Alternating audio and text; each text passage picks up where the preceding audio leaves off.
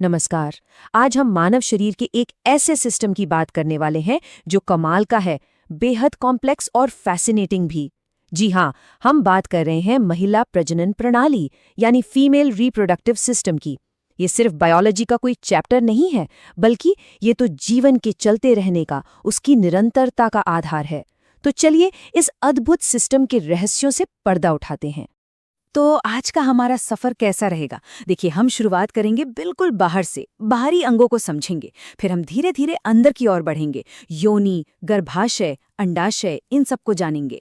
और आखिर में इस पर भी बात करेंगे कि भाई ये सब जानना इतना जरूरी क्यों है। अच्छा, इस पूरे सिस्टम को समझने का सबसे आसान तरीका है इसे दो हिस्सों में बांट लेना। एक वो अंग जो बाहर से दिखाई देते हैं और दूसरे वो अंग जो शरीर के अंदर मौजूद हैं। चलिए एक एक करके दोनों को समझते हैं। तो जो बाहरी अंग हैं उन्हें एक साथ वल्वा कहा जाता है। इसमें मॉन्स प्यूबिस, लेबिया जैसी चीजें आती हैं।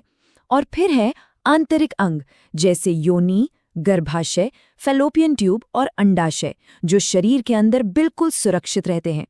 तो जैसा कि मैंने कहा, हम अपनी पड़ताल बाहर से ही शुरू करेंगे। ये जो बाहरी अंग हैं यानी वल्वा, आप इन्हें इस पूरे सिस्टम का एक प्रोटेक्टिव गेटवे समझ सकते हैं, एक सुरक्षा कवच। पर सवाल ये है कि इस गेटवे के अलग अलग हिस्से कौन से हैं और उनका काम क्या है। आइए पता लगाते हैं। तो ये है वो 7 मेन कंपोनेंट्स। हम मॉन्स प्यूबिस से शुरू करेंगे और बार्थोलिन ग्लैंड्स तक जाएंगे और समझेंगे कि हर एक का क्या रोल है। सबसे पहले आता है मॉन्स प्यूबिस। ये असल में फैटी टिश्यू यानी वसा का एक गद्देदार पैड है जो प्यूबिक हड्डी के ठीक ऊपर होता है।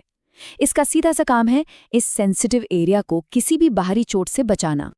अब बात करते हैं लेबिया मेजोरा और लेबिया माइनोरा की। देखिए, लेबिया मेजोरा, जिन्हें आउटर लिप्स भी कहते हैं, ये स्किन और फैट से बने होते हैं और अंदर के अंगों को प्रोटेक्ट करते हैं। वहीं लेबिया माइनोरा यानी इनर लिप्स स्किन के पतले फोल्ड्स होते हैं। और एक बहुत दिलचस्प बात, ये मेल रिप्रोडक्टिव सिस्टम के कुछ हिस्सों के ही जैसे भ्रूणीय टिश्यू से विकसित होते हैं। बायोलॉजी में इसे होमोलोगस कहते हैं।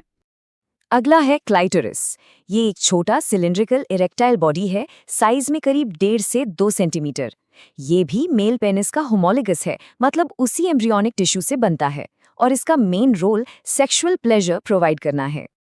अब हाइमेन की बात करते हैं। ये म्यूकस मेम्ब्रेन की एक बहुत पतली सी लेयर होती है और यहाँ एक बहुत बड़ी गलतफहमी को दूर करना जरूरी है। लोग अक्सर मानते हैं कि ये सिर्फ सेक्सुअल इंटरकोर्स से रप्चर होता है, लेकिन ऐसा बिल्कुल नहीं है। ये साइकिलिंग, स्विमिंग या किसी भी तरह की फिजिकल एक्टिविटी से भी ब्रेक हो सकता है। तो चलिए अब बाहर से अंदर की तरफ चलते हैं और इस सिस्टम के सेंट्रल चेम्बर्स यानी योनि और गर्भाशय को समझते हैं। योनि या वेजाइना एक फ्लेक्सिबल मस्कुलर ट्यूब है जो एक बहुत ज़रूरी कनेक्टर का काम करती है। इसे बर्थ कैनाल भी कहते हैं। और एक कमाल की बात यह है कि इसका जो एनवायरनमेंट है वो काफ़ी एसिडिक होता है। ये एक नेचुरल डिफेंस मैकेनिज्म है जो इन्फेक्शन को रोकने में मदद करता है। अगर इसकी डायमेंशंस देखें तो इसकी दीवारें काफ़ी इलास्टिक होती हैं। इसका स्ट्रक्चर 3 अलग अलग लेयर्स से बना है और यही बनावट इसे स्ट्रेच और एक्सपैंड होने में मदद करती है, जो कि बच्चे के जन्म के समय बहुत ही ज़्यादा ज़रूरी हो जाता है। तो सवाल ये उठता है कि योनि यूट्रस से यानी गर्भाशय से जुड़ती कैसे है। तो ये जुड़ती है सर्विक्स के जरिए, जो गर्भाशय का निचला और संकरा हिस्सा है। आप इसे एक गेटवे की तरह समझ सकते हैं। और सर्विक्स के ठीक ऊपर मौजूद है गर्भाशय यानी यूट्रस। ये एक खोखला मस्कुलर ऑर्गन है। इसका शेप अक्सर इसकी तुलना एक उल्टी रखी हुई नाशपाती से की जाती है। सच कहें तो यही वो जगह है जो पूरी प्रजनन प्रक्रिया का सेंटर पॉइंट है। और जानते हैं सबसे हैरान करने वाली बात क्या है? इसका साइज। जब प्रेगनेंसी नहीं होती तो ये सिर्फ कुछ सेंटीमीटर लंबा होता है और वजन बस 50 से 60 ग्राम। सोचिए, इतना छोटा सा अंग इतना पावरफुल है कि प्रेगनेंसी के दौरान एक पूरे बच्चे को संभालने के लिए कितना ज्यादा फैल सकता है। गर्भाशय के भी 4 मेन हिस्से होते हैं। सबसे ऊपर डोम शेप का फंडस, फिर बीच का बड़ा हिस्सा जिसे बॉडी कहते हैं, यहीं पर एम्ब्रियो इम्प्लांट होता है।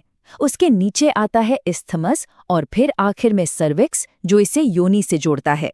इसके 3 सबसे जरूरी काम हैं। पहला, ये फर्टिलाइज्ड एग को इम्प्लांट होने और बढ़ने के लिए एक सेफ जगह देता है। दूसरा, मेंस्ट्रुअल साइकिल को मेंटेन करने में इसका बहुत बड़ा रोल है। और तीसरा, प्रेगनेंसी के दौरान ये बढ़ते हुए भ्रूण को पोषण देता है, उसे नर्चर करता है।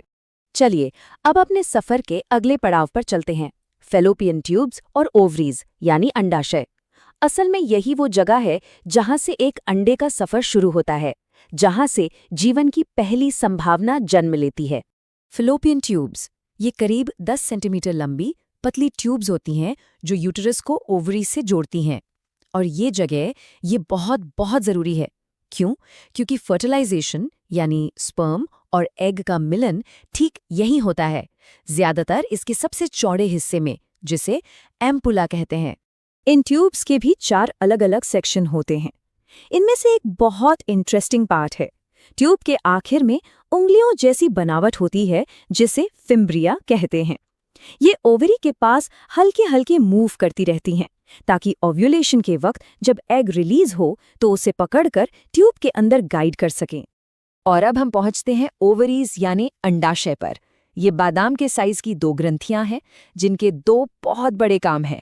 पहला, ये एग्स यानी अंडे बनाती हैं, और दूसरा, ये एस्ट्रोजन और प्रोजेस्टेरॉन जैसे बेहद ज़रूरी हार्मोन्स बनाती हैं। यही हार्मोन्स मेंस्ट्रुअल साइकिल, प्रेगनेंसी और ओवरऑल हेल्थ को कंट्रोल करते हैं। और हाँ, ये सब कुछ दिमाग से आने वाले मास्टर हार्मोन्स FSH और LH के इशारों पर होता है। तो ये ग्रंथियां साइज में तो छोटी हैं, पर इनका रोल बहुत बड़ा है। हर ओवरी की एक बाहरी लेयर होती है जिसे कॉर्टेक्स कहते हैं, जहां हजारों अविकसित अंडे होते हैं, और एक अंदरूनी हिस्सा होता है मेडुला, जिसमें ब्लड वेसल्स और नर्व्स होती हैं।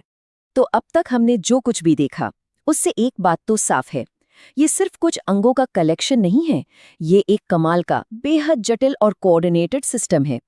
हर एक हिस्सा एक छोटे से हार्मोन से लेकर सबसे बड़े अंग तक सब एक ऑर्केस्ट्रा की तरह बिल्कुल सटीक तालमेल में काम करते हैं ताकि जीवन की रचना हो सके। और ये सब हमें एक आखिरी और सबसे बड़े सवाल पर लाकर खड़ा करता है कि ये कॉम्प्लेक्स सिस्टम हमारी सेहत, हमारी पहचान और असल में पूरी मानव प्रजाति के वजूद को कैसे प्रभावित करता है। इस सिस्टम को समझना सिर्फ एनाटॉमी सीखना नहीं है, ये तो जिंदगी के उस पहिए को समझना है, उस चक्र को समझना है जो हम सबके अंदर घूम रहा है।